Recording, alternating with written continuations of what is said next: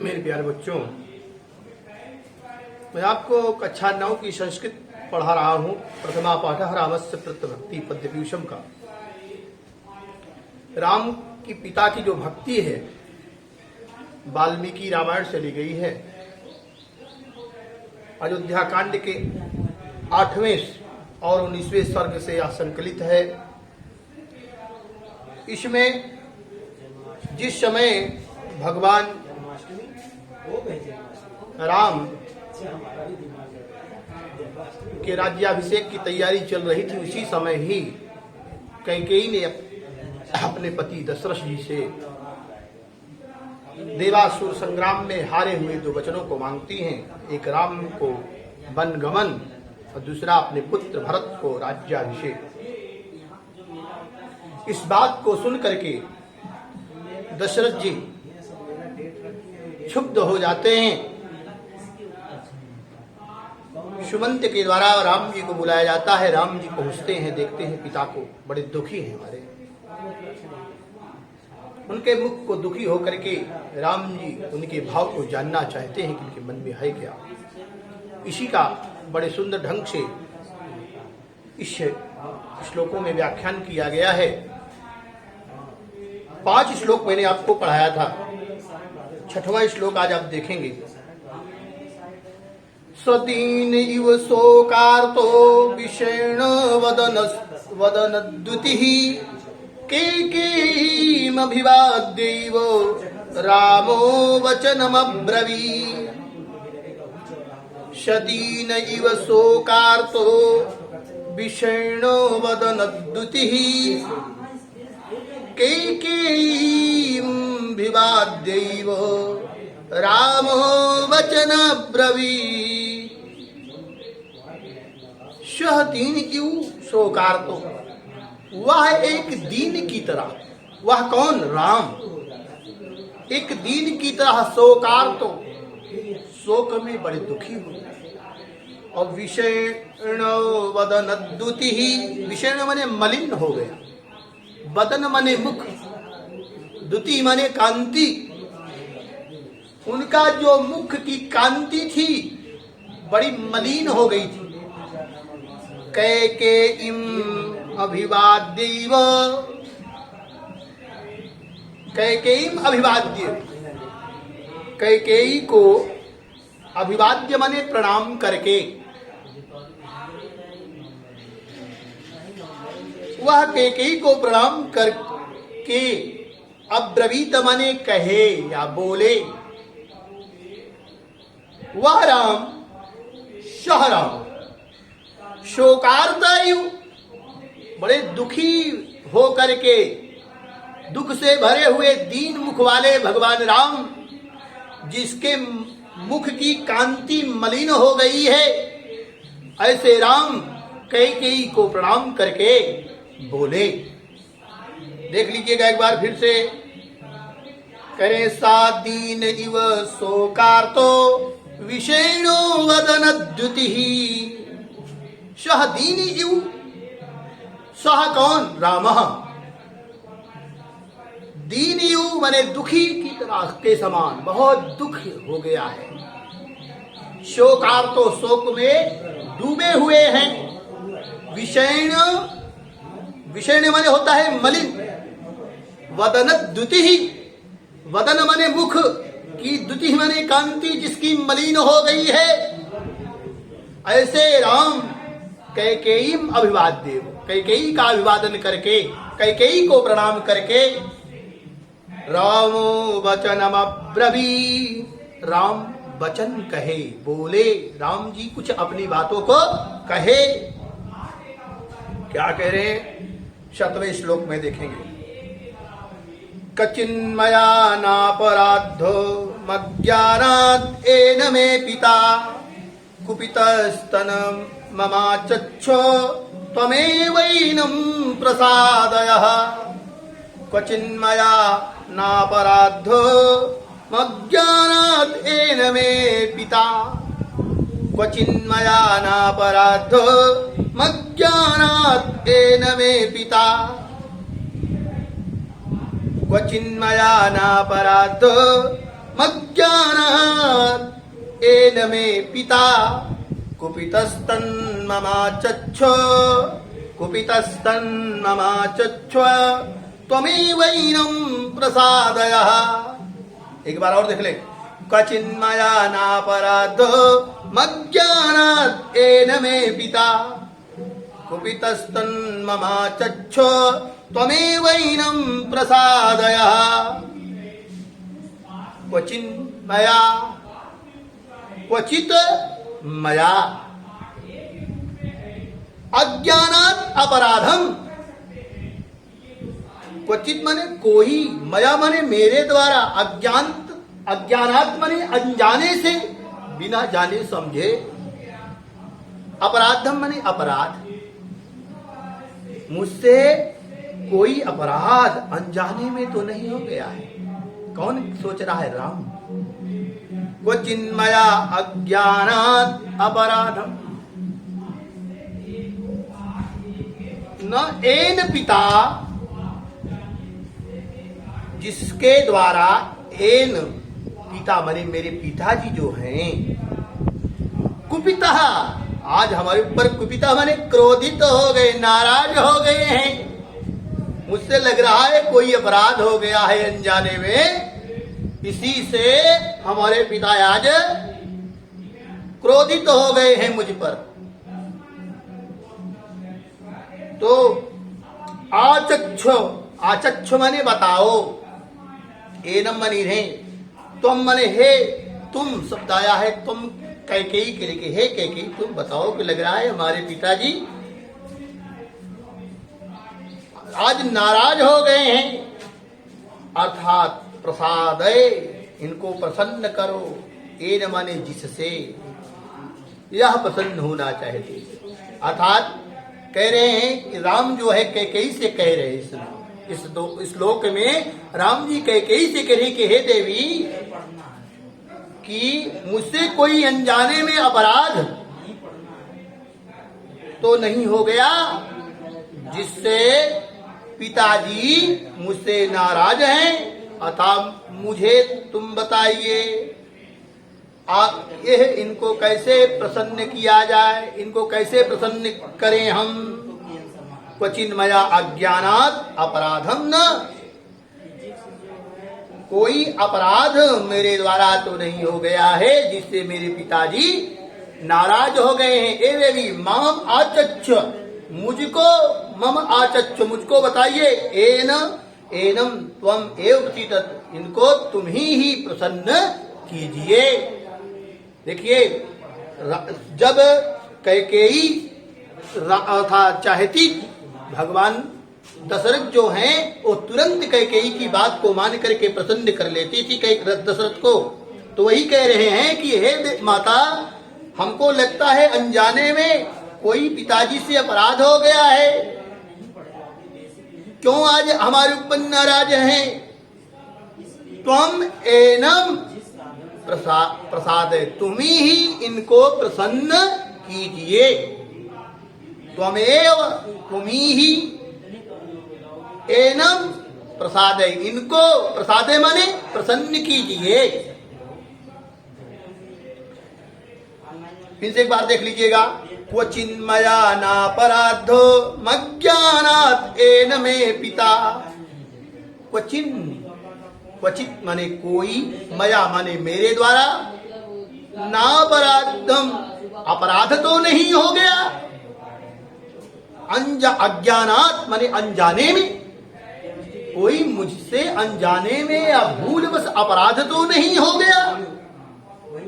N में पिता कुपिता, जिससे मेरे पिताजी हमारे ऊपर नाराज हो गए। तो मम आचक्ष, मुझको बताइए, त्वमेव एनम प्रसादय, तुम ही इनको प्रसन्न कीजिए। समझ में आई बात? अगला देखेंगे 8वां श्लोक। अतो सयन महाराजम कुर्वन् वा पितुर्वचः मुहूर्तमपि नेच्छेयं जीवितुं कुपिते नृपे।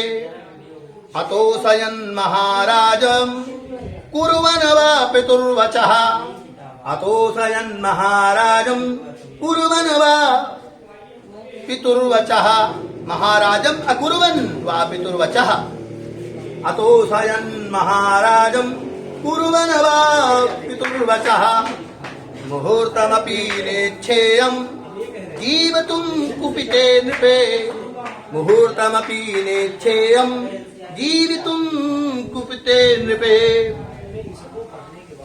देखिए 8वां श्लोक बता रहे हैं अतोषयन। अतोषयन माने देखिए तोष माने होता है संतुष्ट संतोष, इसी से बनता है आशुतोष। जो आशु माने शीघ्र ही, तोष माने प्रसन्न हो जाए, संतुष्ट हो जाए। तो अतोषयन माने असंतुष्ट। महाराजम अतोषयन, महाराज जी जो हैं अतोषयन असंतुष्ट करके, कुपिते नृपे नाराज हुए, नृपे माने राजा के, कुपिते माने नाराज हुए राजा के।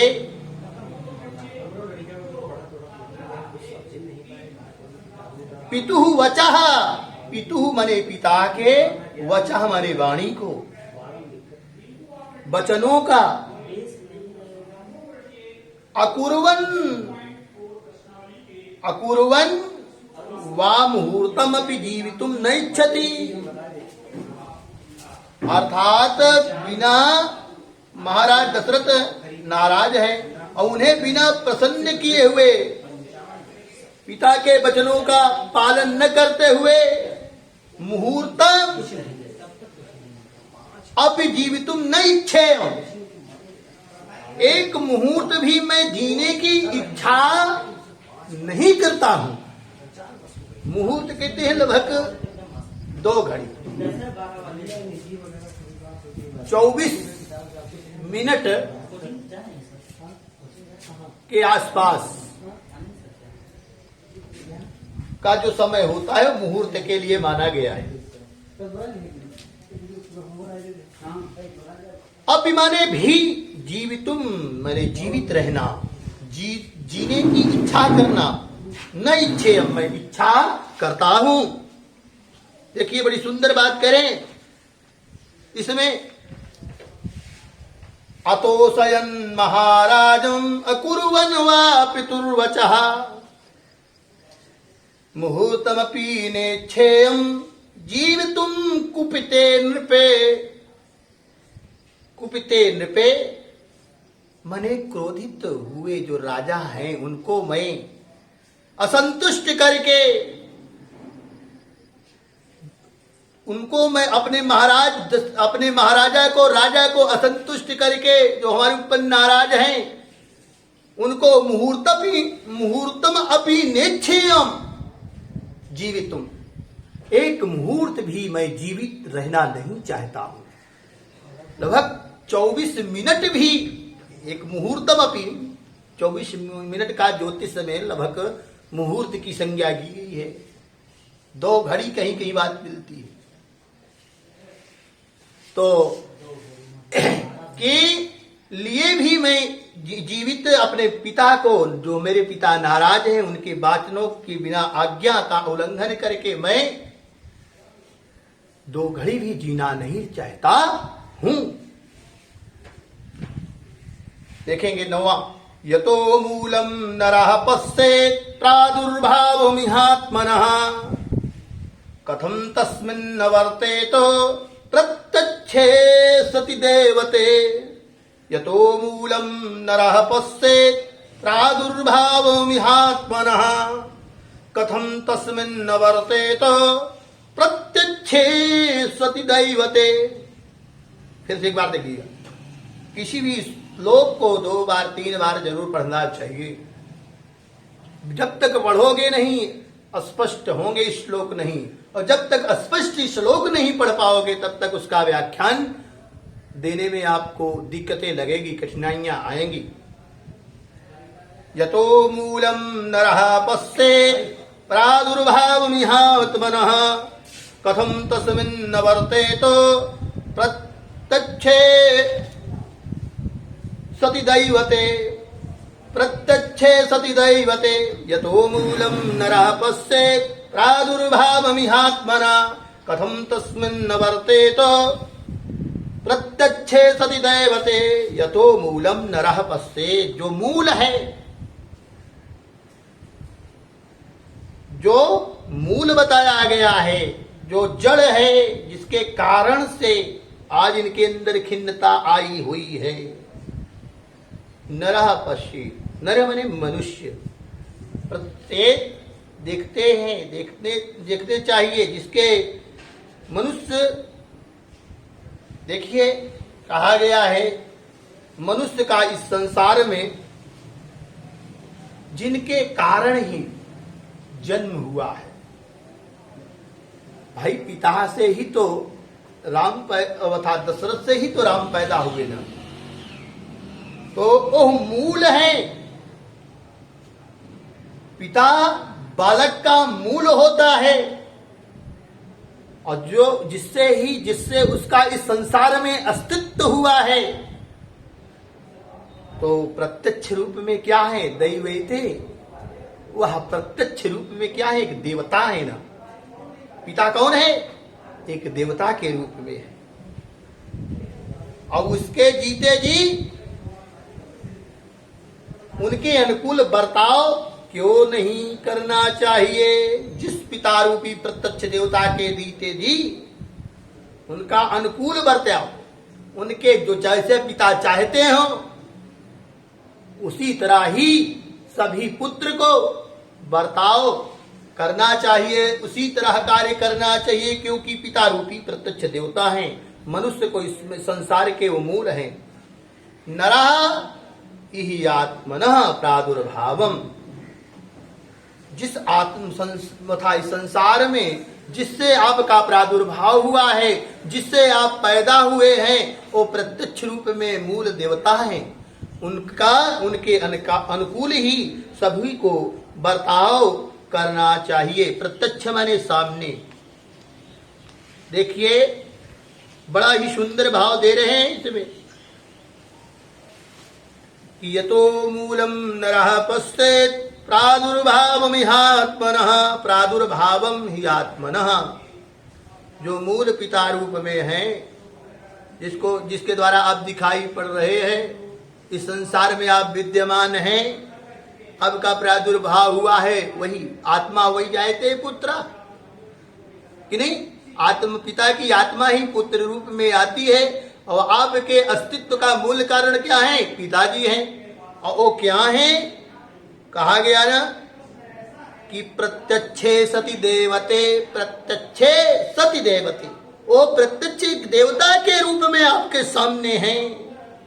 तो कथम तस्मिन् न वर्तेते, तो उनके जैसा बर्ताव आप क्यों नहीं करेंगे। आओ जैसा कहेंगे उनके अनुकूल ही आप, हर पुत्र का एक कर्तव्य होता है, उनके अनुकूल ही हर पुत्र को चलना चाहिए। देखिए 10वां श्लोक क्या कह रहा है, एवं मुक्त्वा तु कैकेयी राघवेणो महात्मना उवाचेदं सुनिर्लज्जा धृष्टमात्महितं वचः। एवं मुक्त्वा तु कैकेयी राघवेणो महात्मना उवाचेदं सुनिर्लज्जा धृष्टमात्महितं वचः। एवं उक्त्वा तु कैकेयी राघवेण महात्मना उवाचेदं सुनिर्लज्जा धृष्टमात्महितं वचः। देखिए बड़ी सुंदर बात, महात्मना माने महान पुरुष, राघवेण माने राघवेंद्र के द्वारा, राम जी के द्वारा, राम जी के द्वारा। एवं उक्त्वा, इस प्रकार कहे जाने पर, महान पुरुष राम के द्वारा इस प्रकार कहे जाने पर, तुम सुनिर्लज्जा कैकेयी, ओह निर्लज्ज कैकेयी, निर्लज्ज कैकेयी, धृष्टम माने धृष्ट, ढीठ, ढीठता के साथ धृष्टता के साथ आत्महितम अपने हित के वचः मने वचन को उवाच मने कहा। महान पुरुष भगवान श्री राम के द्वारा इस प्रकार पूछे जाने पर वह निर्लज्ज कैकेयी तर निर्लज्जा जो बड़ी ढीठ है, धृष्टता, धृष्टम शब्द आ गया है इसके, धृष्टता के साथ आत्महितम जिससे अपना हित हो। वो अपना हित चाहती थी ना कि मेरे बेटे को राजगद्दी बना, तो राजगद्दी का राजा दे दिया जाए, राजगद्दी पर बैठा दिया जाए और राम को वनवास भेज दिया जाए। तो उसका हित क्या था कि हमारा लड़का राजा बने। तो वही कह रही आत्महितम इदम वचः उवाच, इस प्रकार बचा मने वचनों को, उवाच मने बोली। समझ में आई बात? अब देख लेंगे, आज आपको 10 श्लोक मैंने इसका पढ़ा, 5 आपके हो गए हैं। अब शेष अगले टर्न पर आपको 11वां श्लोक से पढ़ाया जाएगा। इस 5 श्लोकों का अर्थ आप लगाएं। धन्यवाद।